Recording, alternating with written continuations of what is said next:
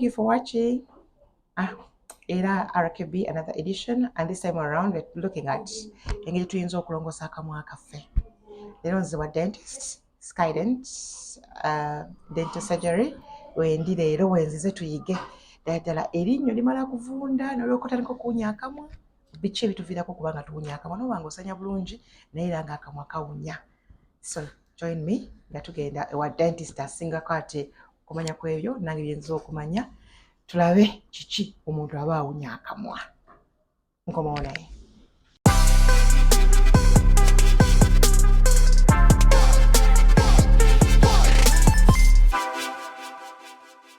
So yes, like I said, ngenda kuba nkomawo naye Dr. Maliza Mbabazi agenda kati ate okutubuulira lwaki omuntu yalibadde awunya akamwa.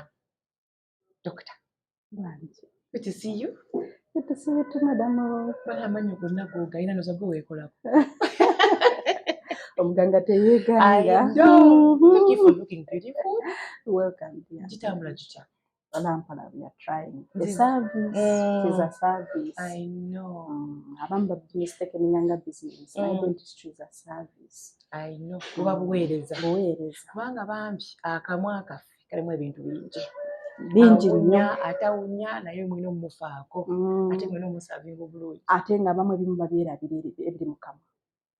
Okubeerabira biki? Ebibuno byabwe, olulimi lwabwe. Kati ngambadde njagala tubasooke tubannyonnyole akamwa konna kategeeza ki? Kati batandikira akamwa kenyini kategeeza ki? Nange ntegeera akamwa oba abazungu kye bayita oral cavity katandikira ddala okuva ku lips zo. Lips ye entry y'akamwa awo wennyini awo. Lips ezo ye entrance y'akamwa oba akamwa we katandikira. Bwe tukabikkula mulimu ebibuno, tulina amannyo, tulina olulimi.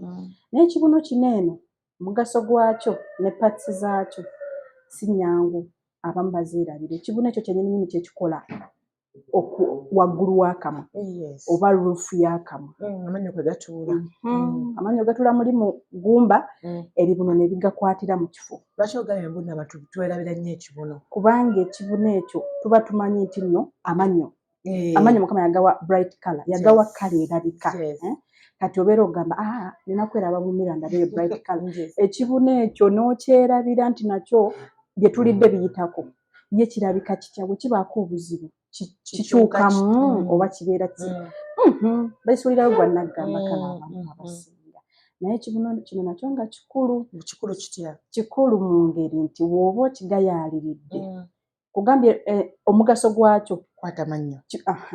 Kati eyo ensonga esooka. Bw'oba okigayaaliridde amannyo gaffe oba ogayaaliridde nago kubanga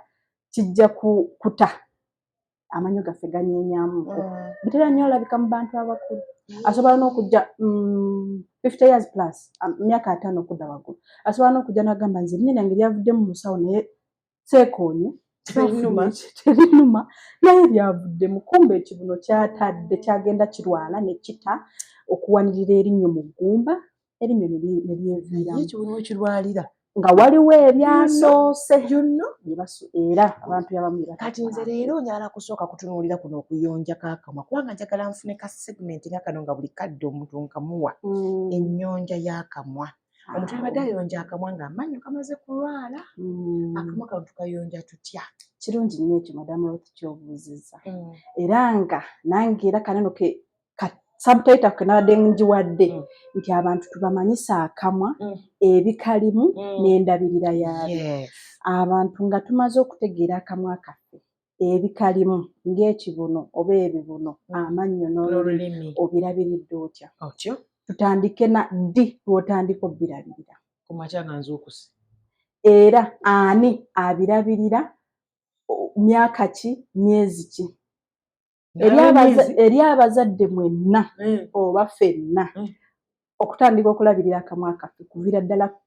ddala ng'omwana twakamufuna. Naye ate ekisinga ng'omwana okulabirira kwennyini tugambe nti okusenya buli omu kwategeera. Brushing kuviira ddala ku myezi 7. Wano ekitegeeza before myezi 7. Olina okukalabirira naye mu ngeri y'okulaba. Kubanga era bwe tuzaala abaana omusawo abakebera ne mu kamwa. Mwalabira byonna bizze birungi, omwana azaaliddwa n'amannyo ago nato, oba olulimi lwe luli bulungi kati naawe buli womala omuyonsa era omulabako kubanga oluusi abamu olulimi lukwatirakwatiraako ebibuno bimusiiwasiiwa kati ate naddala awo mu myezi 4, 5, 6 teething kye tuyita teething awo oba okumera kw'amannyo ebibuno byaba bibasiiwa nnyo. Aye nange lwata binasiiwa waliwo no ka baby ka newborn like nga 0 to 1 month or 2 months atandika okuddugala olulimi luleko ebintu ebyo ebyeru bitewa n'engeri y'okulongoosaamu. Awo kyenva ngambye nti nno okulabirira akamwa kaffe kitandikira ddala ku mwana nga twakamufuna kati ebyo omuntu aba tannajja atemu eno brushing oba okusenya naye akwata akagoye akayonjo akayonjo moso aka cotton fena tumutegeera n'agira nga alinga anyumya ne bebi we oba alinga titititi amuzanyisa naye nga waateekayo akagalo kakakutta akagoye kano nkazingira ku lugalo okazingira ku lugalo bwetuba twesize nnyo amazzi ge tusobola okunnyikako naye olw'okuba akamwa k'omwana tumanyi mulimu amalusu gamala just amalusu gabisiwaza akagoye kati ate keekamasaagi naye ndabika omukyala ng'akutte essukaali n'ateeka akagoye n'akuutta olulimi lw'omwana omwana ayira ddala amabwa ekyo tekyali kituufu n'akamu naye nga just akagoye akeerera akayonjo mami kaalina okukozesa kati bwe tujja wano eno nga teething obunnyo bwaffe obusooka buzze obunnyo bubiri mashini ekyasinza okusala eyo n'aluma ebbe n'anyuma ki tulina akantu kaffe kano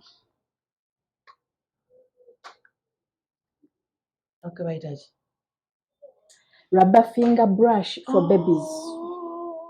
Rubber finger brush for babies. Rubber etegeeza rubber eno etasobola kukosa yadde ku mwana yadde ekintu kyonna. Because remember kaskiri kali delicate. Very soft. Mami yalina okukakozesa si muganda we si muto oba omuntu omukulu taking care of the baby. Okay.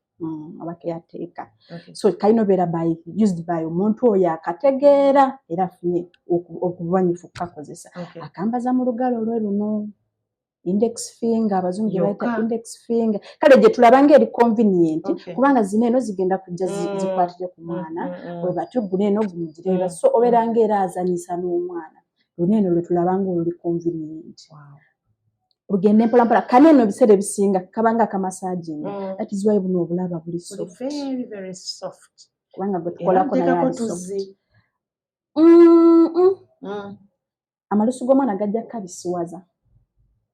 Otuzzi tuneene ebiseera ebisinga tetuli twadvisinga lwa nsonga gye tukafunye naye omuzadde waba ali very careful nti omwana amazzi genkoseza amafumbe bulungi just onyika mu bisi mu mazzi ne kabeera wet. Naye kale olw'okuba tumanyidde mu kamwa genasangayo wet y'amalusu it is enough. Naye n'okuva eno nga naye amazzi gabeere nga gali boil. Kasitaafuna obunyo bubiri. Ako keneetaaga. Keneetaaga tugenda nako straight mpaka 12 months. Okay, that's 1 year. Yes. Nga mami oba guardian atwala obudde bwe every after feeding tugambye ekyeyo okuyonsa abatandise formula abali akamonda ako ebyo juice afunye ka fruit ka yogurt yennyini naye tetwerabira ebitundu byaffe ebibuno olulimi amannyo tetugendagenda ku mannyo kokka massaging ekibuno kano kakulu nnyo mu kumassaging ekibuno ky'oyo omwana owa atandika okumera kubanga ebibuno ebirala bikyamusiiwa bireeta abalala kati buli w'omu massaginga o allowing blood circulation ennungi n'awulira nga naye atowolokosa kayamba nnyo. So do I do that like 3 times a day ng'omuntu omukulu? Morning and evening is the best time. Then netugattako kali after every meal. After every meal buli luvannyuma lw'okulya okwo oba okufuna ekyokuteeka mu lubuto kiyamba nti oba olongoosa kyatadde mu kamwa. Naye morning ne evening yamba kubanga omubiri gwe gubeera gwetaaga okuactivating bwe tuba tugenze mpaka kw'ogwo omwaka. First birthday to the cake. Tulina bano eno bamami ice cream. Balina engeri gye babwogera. Chocolate. Balina buno tubiyita buyu brush. Kubanga ye neta yaako. Naye nga nako rubber tetwerabira ka rubber olaba fomu yaako. Tubeera ddala mpaka from 2 n'ogendera ddala eyo ku myaka 10 myaka 10 n'agamba nedda nza kusikasobola asobola obba nga yakavuddeko myaka 5 aba akyakazanyisa kubanga lwaki the bristles are rubber obuno obunnyo bwako bwa rubber and soft rubber oyo lwaki nkakasa nnyo oyo rubber cotton cloth eri gye twatandika nayo mu kulongo kati rubber eno naye wajja omanyi cotton ne silk cotton alina engeri gyanyweza mu kukiriininga te silk aseererako kati rubber ya replace cotton waffe ono anyumirwa atya aba Ikim ono agenda mulumako bulumi ayingira mannyo amannyo go galumyawo kati agenda zanya abanga ali mu muzanyo so nga nekituyamba kitya wano waliwo buli side erina obusenya buli side erina obusenya so at one time like mulundi gumu ogwo gwakazanyisiza munda w'amannyo bagalongoosa wabweru asenyezaawo kuno kwe tuliira asenyezaawo kwegamba buli wamu katuuseewo just mu kuzannya okwo kwoteetinga ono tuli above tuli mu 2 years tuteekako kapesiti era mami nga ya mulazi akatambuza kapesiti katono n'akatambuza n'akasiigako konna ekirungi kyako kiriwa nti obeera ne kano kapaadi kasitiikinga kuno ne ku kisenge nokateeka ku range ye watuuka kamujjukize ate bright colors okataddemu awo so buli wayitawo my brush mami my brush ate jukira bano abaana always tusenya nabo it is fun tubeera mu mirror n'akulaba naye n'asenya n'amanya nti morning evening nina osenya amannyo gaffe kubanga kantu akaholdinga up to 5 years batandika ddi okukula amannyo lwaki akukula amannyo atandika ku 6 years so wano tuli ku milk tea ge tuli olabirira amannyo ag'obutango so eno brush naye bu brush buno omuntu waba yeetegereza nnyo tuli kwogera busenya obwa rubber kalungi nnyo oba obusenya obuli soft okugonda okugonda okwo kikulu ate nga bulongoosa emyaka 5 kati tugenze era nako tusenya katiko olw'okubanga tugambye nti omwana asenya n'omukulu oba gwabeera naye gadiana nako era amuyigiriza nti bwe tumala okuzanya wano we have to pass on that tongue. On that tongue, yes. We do what? Pass on that tongue. We do we brush our teeth. We brush our teeth and pass on that tongue. So when we are passing on the tongue, we just scroll outside. Yes. Now can you kano? Take a look for those. Kati ako kubanga kali soft and massaging yonna eno tuli kundabirira y'akamwa kaffe kaneeno olw'okubanga alumye bulungi gums nazo zibeera catered for kubanga nazo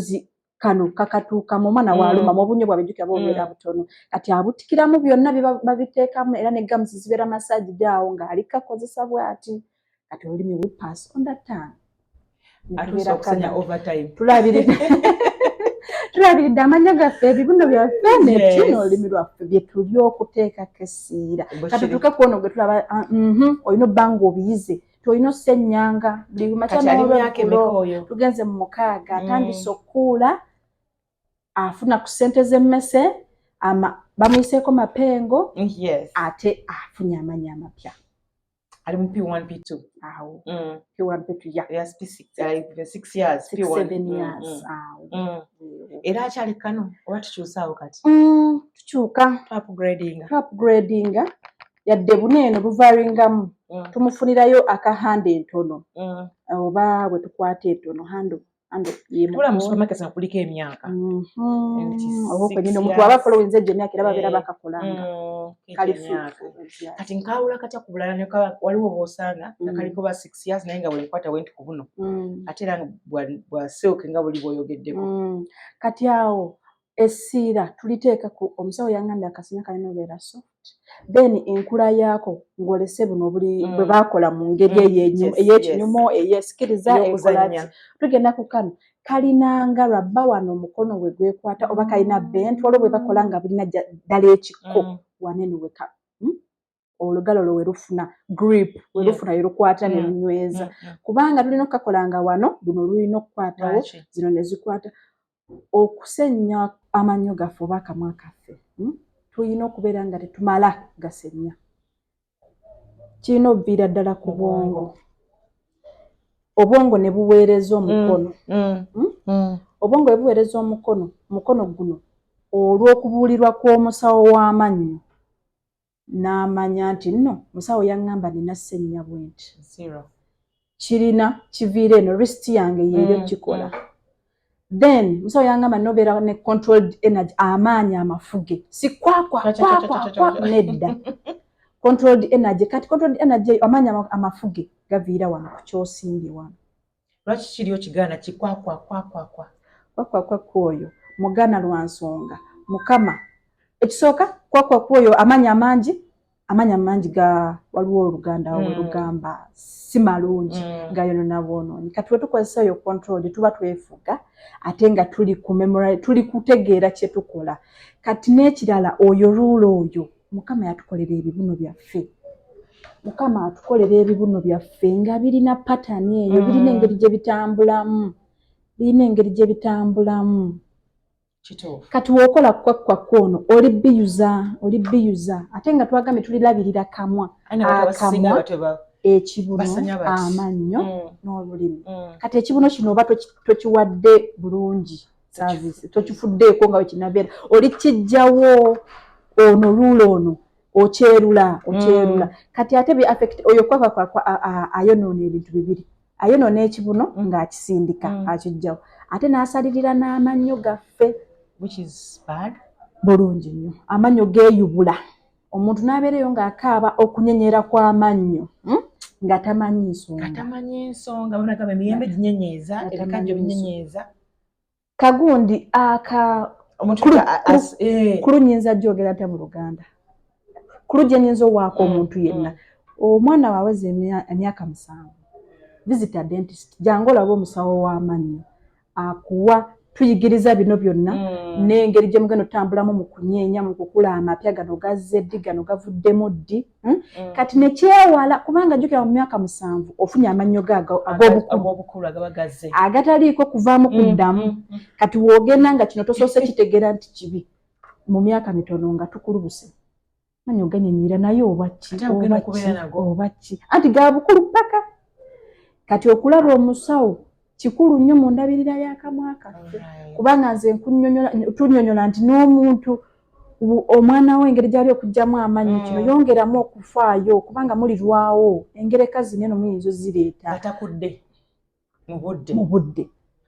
kati kyeva tuli okwogerera mu myaka 6-7 tikikulu nnyo laba omusawo w'amannyo kikuyamba ggwe n'omwana information gye mufuna oba okulabulwa kuba kungi nnyo tuyiga tulabulwa tumanya ddi kino kya ddi ne kino kya ddi tukikoze ddi tulabye ddi oyogedde kukuula waliwo omwana waba akudde amannyo n'alina ekibuno naye ate ng'alina okusenya ekibuno kino ninayo ekyenjawulo kyenkirabiriramu okusobola okufuna amannyo amalungi tayinza okuba balina obunyo nga bubi naye naabukuulamu so ninayo ekyenjawulo kyenkolawo amannyo okuddala gali healthy bulungi nnyo kubanga ono omwana tannavaamu era naye tukyamutadde mu kusenya n'omuntu omukulu oba omuntu omukulu okumulabako mu kamwake okirabirira otya nti bwe tuba tugjeemu kubanga ono ali kuggyamu gannakyo gavaamu mu butonde tigalina ovaamu gali amalala gajje maama tumugamba oba alabirira omwana awo anyigengawo tegena nyigawo nti maama ninga nyiga ekintu okufuluma nedda kubeeranga mu ngeri ya masajinga eddibu abanga amasajinga eryo eddibu era ali masajinga mu ngeri erinyo gye libaddewo lwaki ndi mugamba ali masajinga bwati ekisooka alibumba akabuno kano keebumbe bulungi akabuno akabumba bulungi nimukunoonya ssente nga nza mukwewata kibuno kubanga w'okikola mu same time naye woolabiridde amannyo go making a fun n'omwana kimuwa interest nti whenever I see buli wendaba mama nga asenya nange nina okujja awo mama naye nekimusikiriza nti akole ekyo kati omwana tayingiridde budde bwa mirimu naye byonna mubikoze mu budde obwebumu kati awo mama kandabeko erinnya lyaffe we twalijja mama tekyetaaga budde mirundi gy'etaano gwe okimanyi nti okikola gently mu bulungi 5 nga kiwedde 5 tekitwala na sekendi how are you brushing nemudda mu kusenya kati ekibuno kyaffe tukimasaze kayamba ki kagasse kagulumize kiraga ng'ekimera ekyo kyonna w'osanga nga kirina gye kitunudde naye ate ng'oyagala kibeere bwe olina engeri gy'okitereezaamu nekimanyiirira yeeyo kati naawe oba omuyambyemu agaali badde agamatalaga netugawa direction ennungi naye nga sekendi emu tegannavaayo just twajjeyo ne tuwa emmese tegannavaayo kati just awo mu kusenya kwaffe nga tunyumirwa omwana n'alabirira omwana nova ne maama n'akeberako katulabeko tukyali mapengo sekendi emu nga twamaze eddo masaji naye nga tumaze okutereeza kiri ekijja tukiwadde direction tukitegekedde we kirina okujja obulungi katutandise kana akabrush okusenya tusoose ne tugamba akasenya kaffe kalina obeera nga kagonvu tetwetaaga kasenya kakaluba buno obusenya lwansonga buno obusenya bwe buba nga bukaluba butukulubula ekibuno ate bukulubula n'amannyo gaffe negajja okukendeera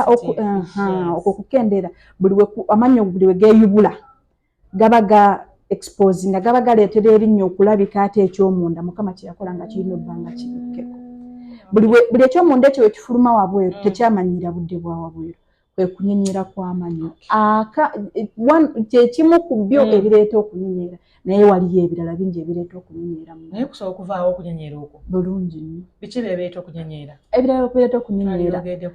ebintu ebiri acidic oba acidic ekirimu ebirimu acidic ebyo ebiri acidic ebituli mu mannyo byennyini ng'amannyo gali bwe biwuka kireeta okunyenyera kw'amannyo amannyo getuguzaawo abamu mwesiga erinnya okujja okugulawo kyokola obwo okunyenyera kujja nga totegedde naye obeeraawo ng'okaaba ekyo kyetuva twatadde sealant okulaba omusawo w'amannyo kikulu kuba bino byonna namba ngenda bikugamba tetukola kino tukole kino kati wetukomawo kana akasenya kaffe tutegedde nti akasenya kaffe nga we kalina obbeera akagonvu ekirungi ekiri balira kana akasenya kenkulagako madamu Ruth omutwe guno guvaako nzo bbanga ogwamu eri kaliba y'abayonjo ennyo ng'ofumbako ku kasenyako tugujjako ne tugasa bulungi obuli mukafumbako kyennyonnyola kuttabuuka ate bwe basikafumbyeekera amasise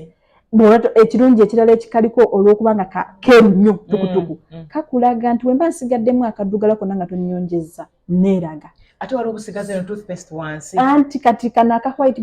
buli kimu oba okiraba so si ekituufu ky'okuyonja akasenya kaneeno kalina osigala nga teketeke nako nga kayonjo buli w'osigazaamu oyo paste yayonjezza ebicaafu byajjo ate k'ogenda okwongereza ebajjobo si buyonjo nekyoyonja ate oli kwoza oteeka mu ttaka kyetwogerako leero oyonjezza otya akamwa olabirira akamwa kaffe kubanga buli ekikwatagana n'erinnyo kikwatagana n'ekibuno kikwatagana n'olulimi so kana akamwa kaffe ate nga koogera bingi nnyo eri abantu betusanga oba abantu betubeera nabo so katusenya okusenya kwaffe tugambye okusenya kusookera ddala obwongo nga bututumye then ne boogera n'omukono gwaffe nyweza okwasa otya akasenyako era okatuuzizzaako otya ku mannyo amannyo gaffe ganeeno omuntu asalawo gy'atandikira oba mu maaso oba mabega n'aleetaaze tutandikire emabega kubanga tujjayo eno wetufulumya okutandikira eno tulina oteeka mu nkola nti tulina osenya erinnya paati zonna eno ewalya munda ebibuno tetubyerabira so buli bwe tuba tulongoosa erinnyo ekibuno ekisembereddewo tulina okukirongoosa kati akasenya kaffe kanene ekimala kati buli bw'okaleeta ono ssaako togamba nti kanteeke wano ekibuno ekisembereddewo okimasaaginze kati jangu oyo onoono omukono gwaffe kye gukola kati awo tulekerawo okugamba akasenya kaffe oba kekatasenya bulungi naye omukono gwo nagwo gulina okukalagira olw'okusenya obukalu b'ennyo bannange kati obwo tugambye kasenya akakalu funa akasenya akagonvu obulungi then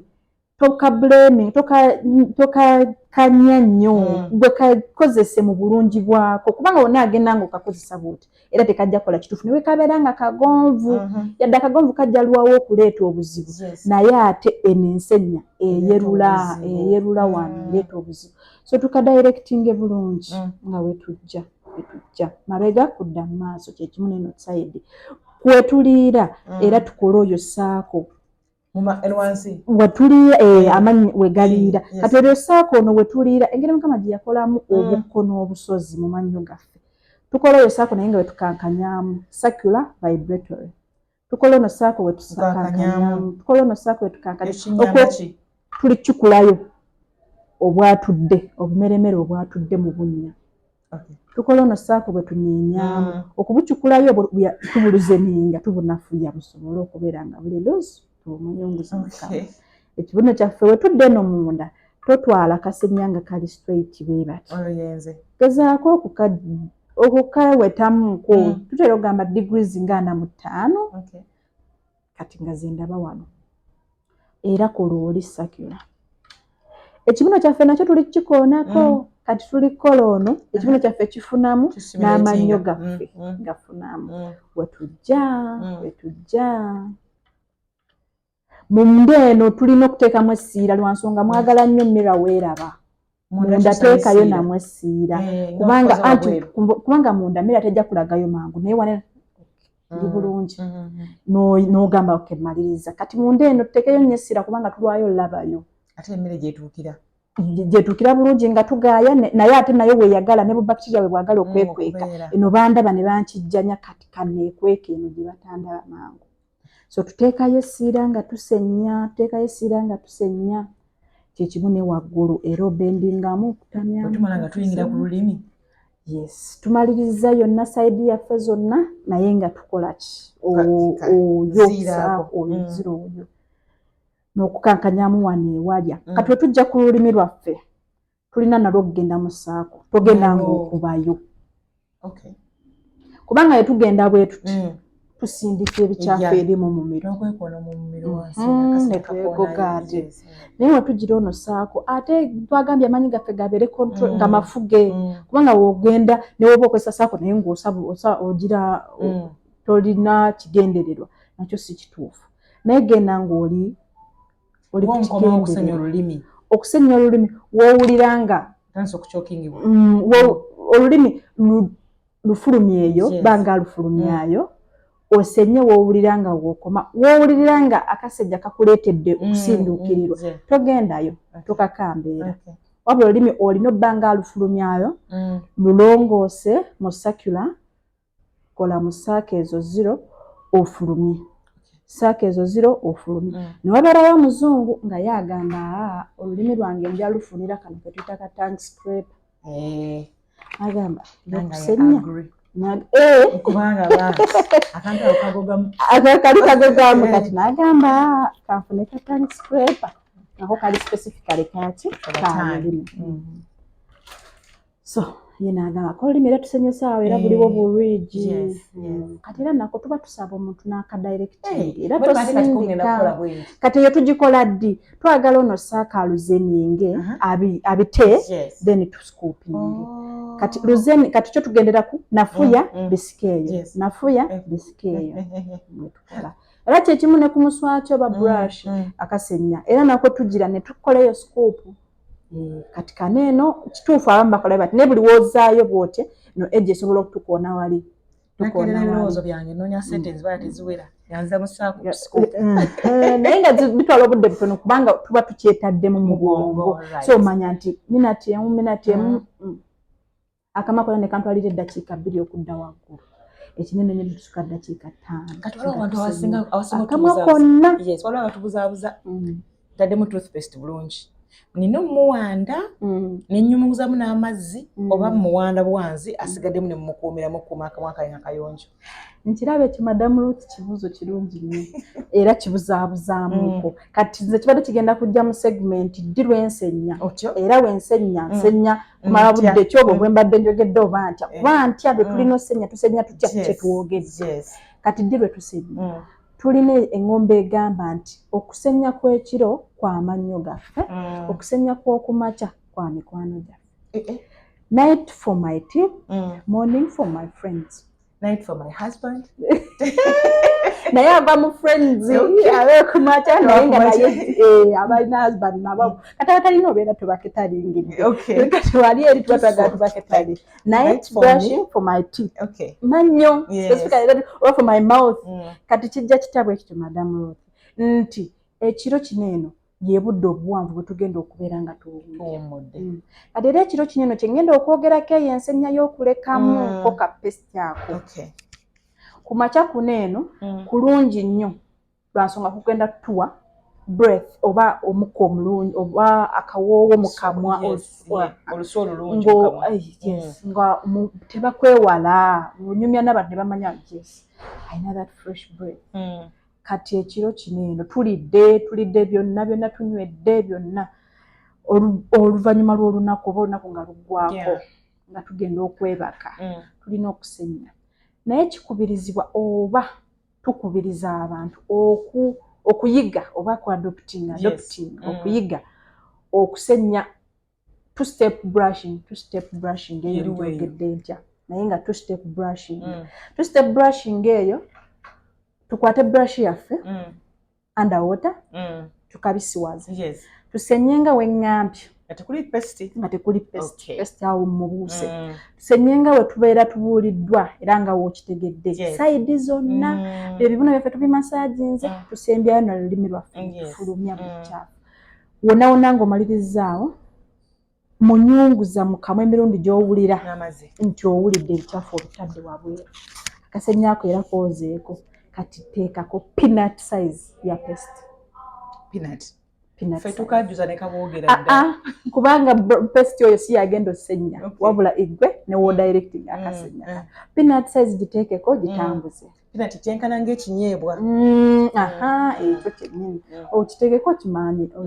okitaanye. Kati ddamu by'oyiseemu byonna biddemu. Eno olw'olweno ne two step brushing okusenya okwo okw'emirundi ebiri w'okuteeka mu bwongo bwawe okwemanyiiza if you make it a habit kifuuka kyangu nnyo tekitwala budde ng'omuntu wayinza okkiwulira ate nsooke ensenyi ate munyunguze ate nziremu bw'oba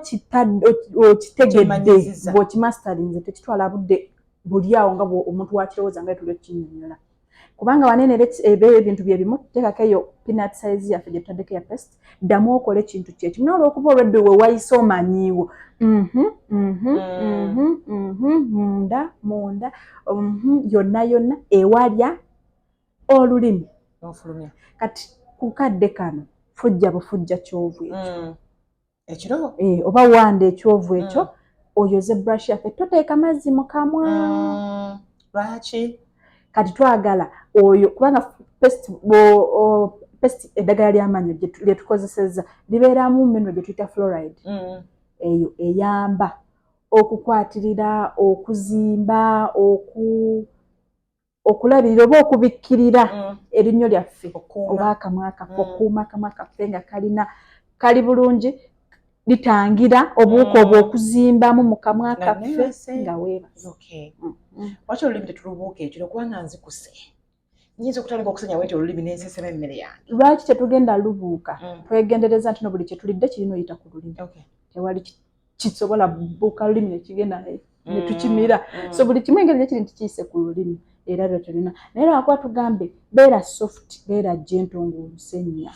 era tobuuka paati gy'owulira nti eri teweewulira bulungi togenda wala wowulira ng'otuuse komaawo naye beera mwegendereza beera soft beera gentle senya bulungi nandisenyeza emirundi emeka olunaku ekiri must ku makya ne bwe tugenda okwebaka ekiri addition kye twongerezaako buli we tumala okulya bwe madde emirundi 6 olunaku kyetwongerezaako kati must eri ebeerawo then kyetwongerezaako so kitegeeza kiri optional kati webeera option eyo waliwo wetugamba nti kyalyetagisiza weweetagisibwa strong colored ebintu nga birina colors birina langi emumu oba langi tugambe coffee brown ezo langi ezo tulaba zigenda spiced foods emmere ng'erimu ebinzaali bingi kati kyalibadde must then n'omuntu alidde ekintu nga kirina akawoowo akaggomevu akali strong olidde garlic kyalibadde must tugambye nti no morning ne night kiri must tugambye morning ne night kiri must netugamba nno wane n'omu yeekwasa ate my lunch break is minimized bukyawo nyanguwa omulimu bineetaaga nyinza obutasenya netumugamba kale munyunguza mukama naye bino birina engeri gye kyalibadde must kituufu galika ayinza obutaviirawo awo madamu naye oba osabusaidi okendezezzaako omuntu asanya obulungi bino bye tuyiseemu byonna nga byonna bikoze bulungi amannyo ekibuno olulimi byonna bikoze bulungi awo kiki ekiba kiyamuwonyesa awo adamu kyekijja mulwadde n'omulala n'agamba naye musawo ekibuzo kyange ekisooka n'akasenya kewandagirira ofuna oba kenakulaba olagirira nakafuna ne pesti naye era akamwa kange kawunya awo ne tujja ne tumumanyisa nti ensonga nnyingi ezireetera akamwa okuwunya ne tuddayo ku eri pointi genda olabe omusawo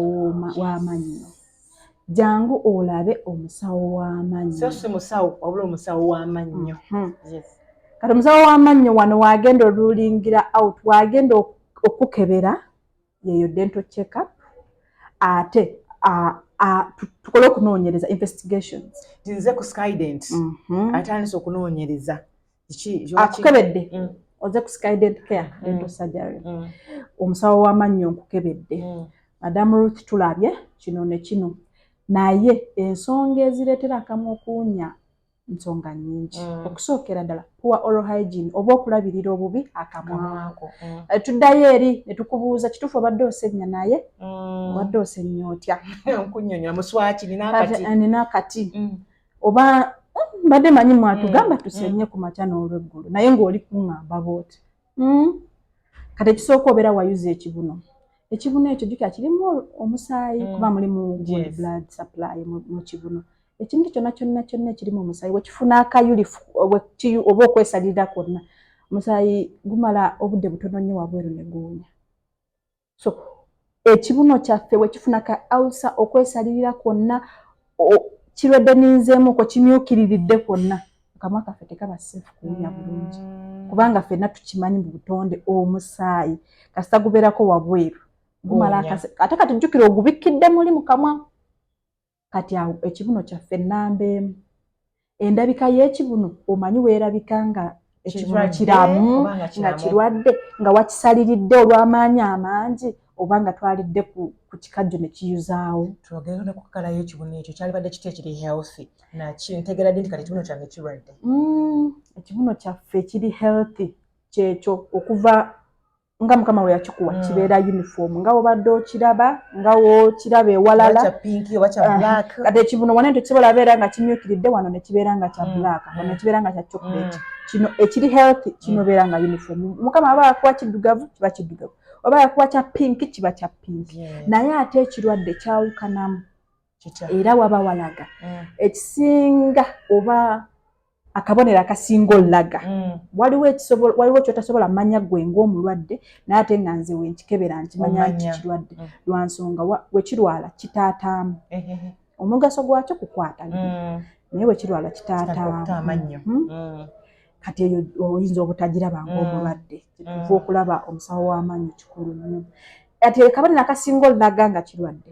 kimyukirira kituufu mukama asobola obeera nga yakuwa ekimyufu naye ate woolaba nga wano wokka we wamyukiridde okumyukirira okwo tekufaanana ewalala teekawo question mark era ekibuno kyange kyabadde kati ate oyinza obutamanya ki ekyaleeseewo okumyukirira kati ate ng'omusawo w'amannyo wakukebera n'agamba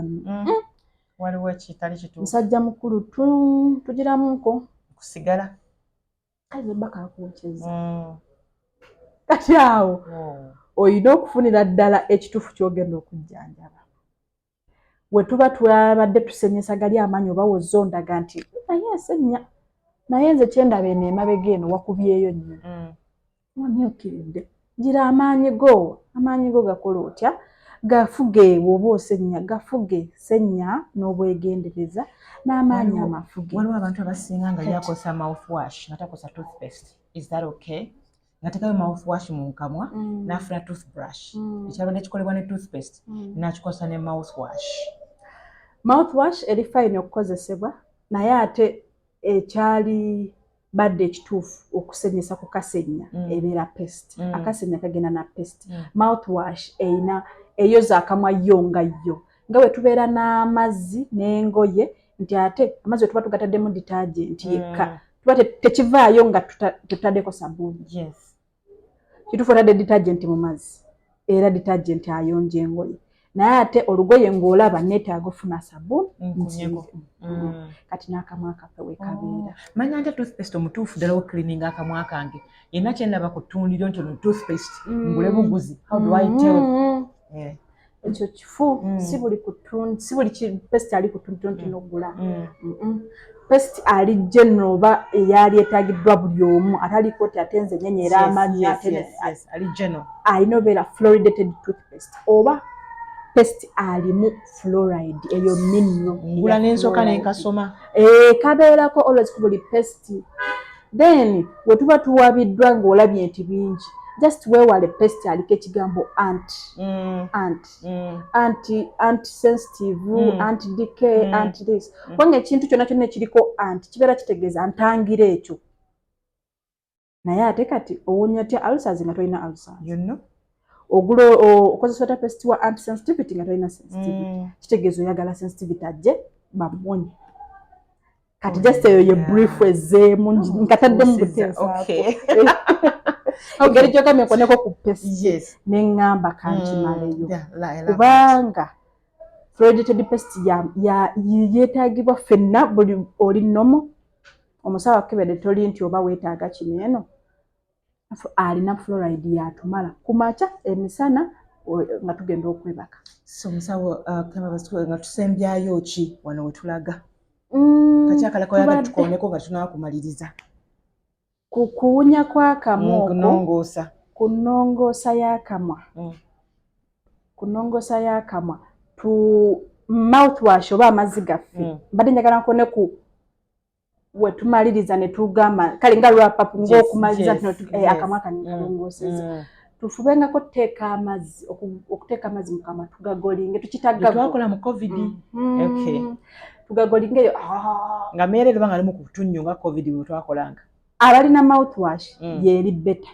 yeekolawo awo nawe olwokuba nga tukwasaganya buli omu n'atalina mouthwash asobola okukikola atalina mouthwash kisingako ng'otaddemuko otunnyo tutono agamazzi g'omunnyo galina obeera ne testing ey'amazzi gaga so tokisussa kuba omunnyo ate gusabula ebibuno kati omugaso gwa gaga eyo gaga etuyamba olongoosa wano mu mumiro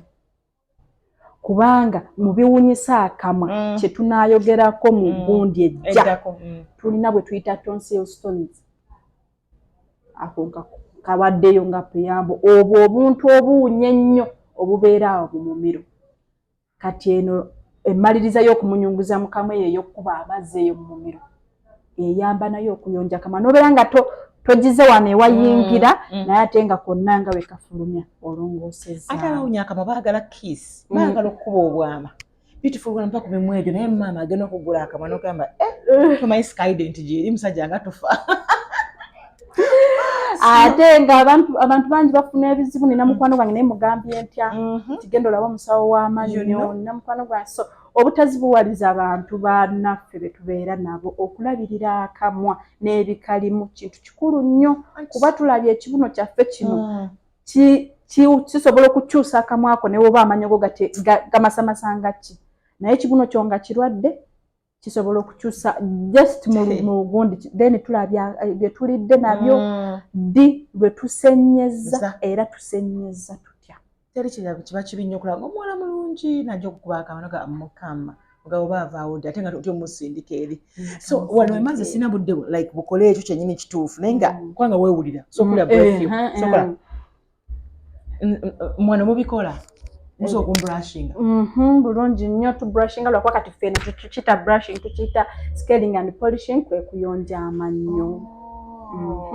endabirira y'akamwa ako ke waalikoze weeba ekulemeredde oba wojja ne tukizuula nti ekireetedde akamwa ako obuzibu poor oral hygiene endabirirayo si nnungi tukukola kye tuyita cleaning scaling and polishing omuntu yaali egyetaaze buli myezi 6 every after 6 months ojja ne bakuyisa tukulongoosa akamwa ako konna era wojja nga scaling tekyetaagisa ne tukola just ka polishing kiyamba kubanga waliwo ebitundu ebimu waliwo abantu abalina nga amannyo geno gali wala tebagatuukako ate ogenda olaba nti eno wali lwala lwa nsonga brush yo toligituusaayo nolwokubanga totuukanga wa musawo w'amannyo akulaba akunnyonnyole oba akulongoosa akamwa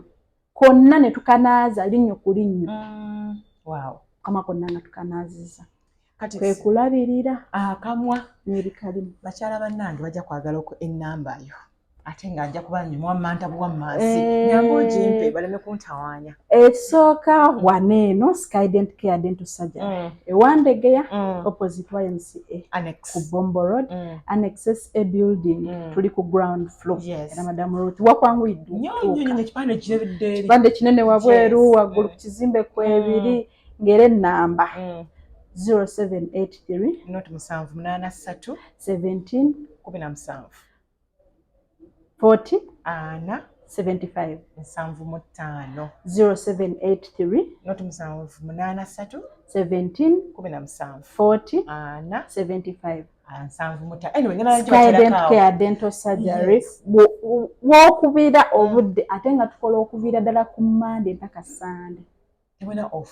tulina baneeno mbeera fixed nkola Monday to Saturday kati Sunday ne tugiteerawo appointments ezo mbeera off duty oba office netaga Monday mpaka Saturday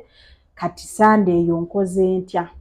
Sunday beera full of appointments okuvira ddala ku ssaawa 4 mpaka ku ssaawa 12 Sunday ssaawa 4 mpaka 12 ennaku endala okuva ssaawa 2 mpaka ssaawa 2 ez'okumakya mpaka 2 ez'akawungeezi mwesuka waawo kiba kindidde tukuteerayo kiyamba nnyo ennamba ekirungi tugifunye wootukubira badde njagala zijje ndabe ku musawo w'amannyo olweza ye ennamba tugikwatirayo era ne tukunnyonnyola obudde obuliwo weebuti ne weebuti waaliyagadde oba obusobola oba tukwongereyo enkeera ne emergencies tuzihandolinga linnuma musawo ebintu bya communication nga watuuse dda tukukozeeko oli sorted smile ngeddawo wano no Skydent Care mutegamba smile with confidence nzija nno nkoye abantu okunnangira obungi ono red appointment ye eri mu process naye nga next time badde nsaba nzikirize otwogere ku ekyo gambe tuyinza okujja ng'erinnyo likutta musawo erinnyo lituukiraawo okuluma oba obadde ki actually tujja kutandikana ku baana bato emmere y'abaana amannyo n'okubamalirayo ebyo ebireeta akamwa okuwunya kubanga leero tubadde kusiira y'endabirira ne tulaba ne poor oral hygiene weereeta oba okulabirira obubi akamwa we kireeta akabwa okuwunya naye waliyo ebirala ebireetera eddagala lyomira katuwummule ekirwadde waliyo ebirwadde ebiri chronic nga nabyo bireeta